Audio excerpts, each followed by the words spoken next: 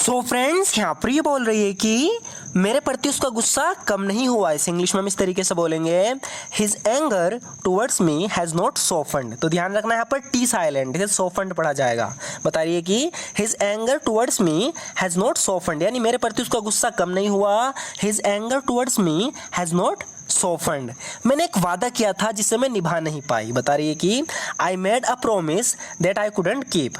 I made a promise that I couldn't keep. तो वादा निभाने के लिए हम कीप का यूज़ करते हैं, इसलिए कह रही है कि आई मेड अ प्रॉमिस, मैंने एक वादा किया था, दैट आई कुडंट कीप, जिसे मैं निभा नहीं पाई। वो मुझे कॉफ़ी के लिए ले जाना चाहता था। ये बता रही है कि हम दोनों के बीच में हुआ क्या। कह रही है कि वो मुझे कॉफ़ी के लिए ले जाना चाहता था, यानी कॉफ़ी पिलाने के लिए बाहर ले जाना चाहता था। इसे इंग्लिश में बोलेंगे, he wanted to take me out for a coffee. He wanted to take me out for a coffee. तो मैंने पहले बताया, इस बात का ध्यान रखना, जब भी हम किसी को बाहर घुमाने के लिए ले जाते हैं, कॉफ़ी के लिए, डिनर के लिए, उस सिचुएशन में हम टेक आउट फ्रेजल वर्ब का यूज़ करते हैं। जैसे कि यहाँ पर ये बता रही है कि he wanted to take me out for a coffee, यानी वो मुझे कॉफ़ी के लिए ले जाना चाहता था और मैंने वादा किया था मैं उसके साथ जाऊँगी। बता रही है कि and I promised I would go with him. And I promised I would go with him, यानी मैंने वादा किया था मैं उसके साथ जाऊँगी। And I promised I would go with him. लेकिन आखिरी वक्त में एकदम से कुछ हो गया था। तो बता रही है कि मैं उसके साथ जाने के लिए तैयार थी, लेकिन अचानक से आखिरी वक्त में कुछ हो गया। तो कुछ हो गया अचानक से, इसके लिए हम यूज़ करते हैं कम अप फ्रेजल वर्ब का। तो यहाँ पर ही बता रही है कि but something just came up at the last moment.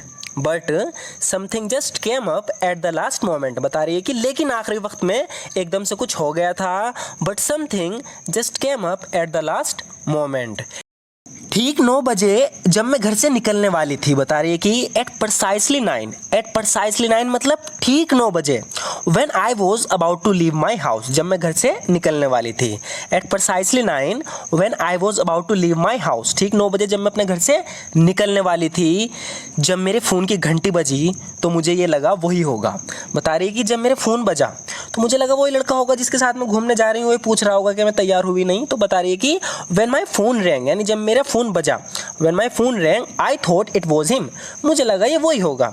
When my phone wrong I thought it was him, जब मेरे फ़ोन बजा तो मुझे लगा वही होगा, लेकिन मेरे पिता थे, हॉस्पिटल से बोल रहे थे। तो बता रही है कि जब मैंने फ़ोन उठाया तो पता चला मेरे पिता थे, हॉस्पिटल से कॉल कर रहे थे, हॉस्पिटल से बोल रहे थे। तो बता रही है कि but it was my father calling from the hospital.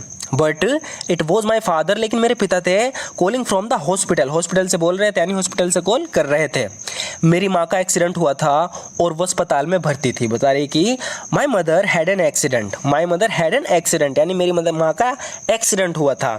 And was hospitalised, और वो अस्पताल में भर्ती थी। My mother had an accident and was hospitalised, मेरी माँ का एक्सीडेंट हुआ था और वो अस्पताल में भर्ती थी। मैं सब कुछ भूलकर अस्पताल भागी। यहाँ पर बता रही कि जैसे ही मैंने खबर सुनी मैं सब कुछ भूल गई और अस्पताल भागी। इसे हम इंग्लिश में इस तरीके से बोलेंगे, I forgot everything. I forgot everything, यानी मैं सब कुछ भूल गई। And ran all the way to the hospital, और हॉस्पिटल तक भाग कर गई। Ran all the way to the hospital. I forgot everything and ran all the way to the hospital, मैं सब कुछ भूल कर उस हॉस्पिटल अस्पताल भागी। मैं उसे बताना भूल गई थी मैं आ नहीं पाऊंगी, यानी जो लड़का इसका इंतजार कर रहा था उसे इनने बताया नहीं, फ़ोन करके जल्दबाजी में उसे भूल गई बताना। तो बता रही है कि I forgot to tell him, यानी मैं उसे बताना भूल गई। I forgot to tell him I wouldn't be able to come, मैं नहीं आ पाऊंगी। I forgot to tell him I wouldn't be able to come, मैं उसे बताना भूल गई कि मैं नहीं आ पाऊंगी। I forgot to tell him I wouldn't be able to come. वो घंटों इंतजार करता रहा। बता रही है कि he kept waiting for hours, he kept waiting for hours, यानी वो घंटों इंतजार करता रहा। He kept waiting for hours.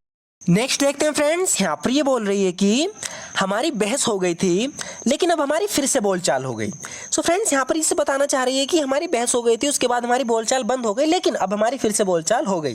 तो अब इसे हम इंग्लिश में इस तरीके से बोलेंगे, जैसे कि यहाँ पर ये कह रही है, वी हैड एन आर्ग्यूमेंट, यानी हमारी बहस हो गई थी, आर्ग्यूमेंट हो गई थी। We had an argument but, लेकिन we are back on speaking terms now, लेकिन अब हमारी फिर से बोलचाल हो गई।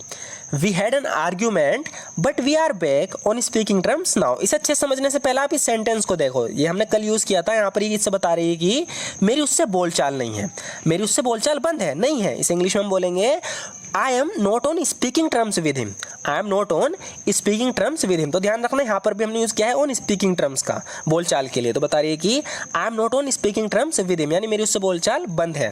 ये इसके बाद का सीन है। यहाँ पर इससे बता रही है कि वी हैड एन आर्ग्यूमेंट, बता रही है कि हमारी आर्ग्यूमेंट हो गई थी, but we are back on speaking terms now, लेकिन अब हमारी फिर से बोलचाल हो गई। तो बोलचाल के लिए हम यहाँ पर किस चीज़ का यूज़ किया है, ऑन स्पीकिंग टर्म्स का।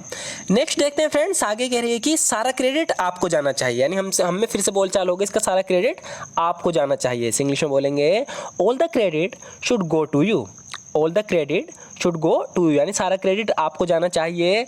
All the credit should go to you, क्योंकि अगर तुम नहीं होते तो ऐसा नहीं होता। सो फ्रेंड्स आगे इससे कह रही है कि क्योंकि अगर तुम नहीं होते तो ऐसा नहीं होता, हमारी बोलचाल तुम्हारी वजह से हुई, क्योंकि अगर तुम नहीं होते तो ऐसा नहीं होता। इसे हम इंग्लिश में इस तरीके से बोलेंगे, because if it wasn't for you.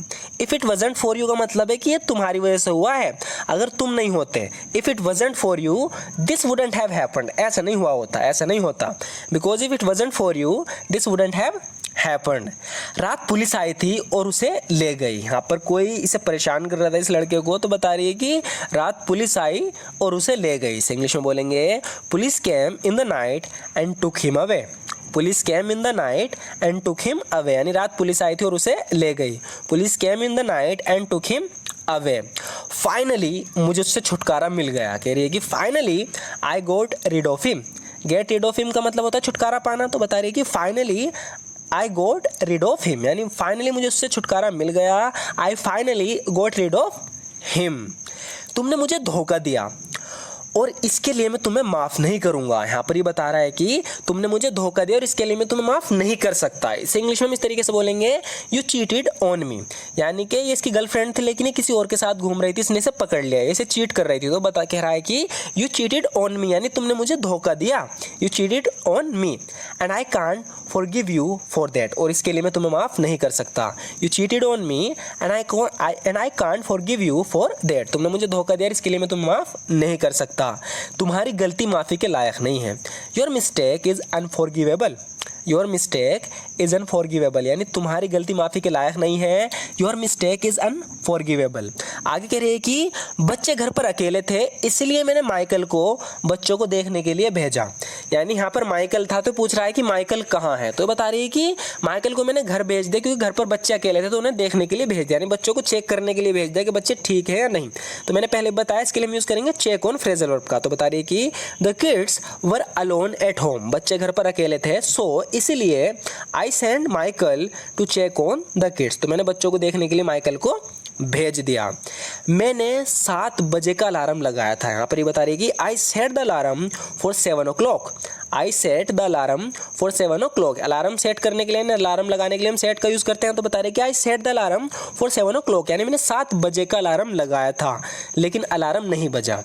Alarm नहीं बजा, इसे इंग्लिश में बोलेंगे but the alarm didn't go of. तो अलार्म बजने के लिए गो फ्रेजल वर्ब का यूज़ होता है, ध्यान रखना इस बात का। तो कह रही है कि but the alarm didn't go of, लेकिन अलार्म नहीं बजा। But the alarm didn't go of.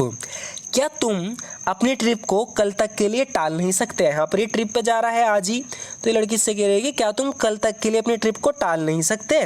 तो टालने के लिए हम कौन सी फ्रेजल वर्ब का यूज़ करते हैं? पुट ऑफ का। तो जैसे कि यहाँ पर ये कह रही है, can't you put your trip of till tomorrow. Can't you put your trip of till tomorrow, क्या तुम कल तक के लिए अपनी ट्रिप को टाल नहीं सकते? Can't you put your trip of till tomorrow. मैं अभी सोई थी और तुमने मुझे उठा दिया, किसी ने से फ़ोन कर दिया, उठ गई, अभी सोई थी, तो बता रही है कि I just fail asleep and you walk me up. I just fail asleep and you walk me up, मैं अभी सोई थी और तुमने मुझे उठा दिया। मैंने पूरी रात काम किया, सुबह 6 बजे तक। I worked all night till 6 o'clock this morning. I worked all night till 6 o'clock this morning, यानी मैंने पूरी रात काम किया सुबह 6 बजे तक। सो फ्रेंड्स आज की वीडियो में बस इतना ही, और मैं आपको बता दूं जो लास्ट के 4 से 5 सेंटेंसेज हैं ये हमने रिपीट किए हैं अपनी पुरानी वीडियो से। अगर आप मेरी पहले से वीडियोस देख रहे हो तो आपको पता होगा कि इसमें से लास्ट के कुछ सेंटेंस रिपीट किए गए हैं। वो इसलिए किए गए हैं ताकि इनकी आप प्रैक्टिस करते रहो, क्योंकि इनमें ज़्यादातर फ्रेजल वर्ब का यूज़ हुआ है, इसलिए फ्रेजल वर्ब एक बार में याद नहीं होती। अगर बार बार हम उनका यूज़ होते हुए देखेंगे तो हम उन्हें खुद ब खुद यूज़ करने लगेंगे। तो फ्रेंड्स एक बेहतरीन तरीका है इंग्लिश सीखने का। अगर आप भी इसी तरीके से अपनी इंग्लिश को इंप्रूव करना चाहते हो तो हमारे चैनल को जरूर सब्सक्राइब कर लेना। वीडियो अच्छी लगी तो लाइक ज़रूर कर देना। And thank you so much for watching this video friends.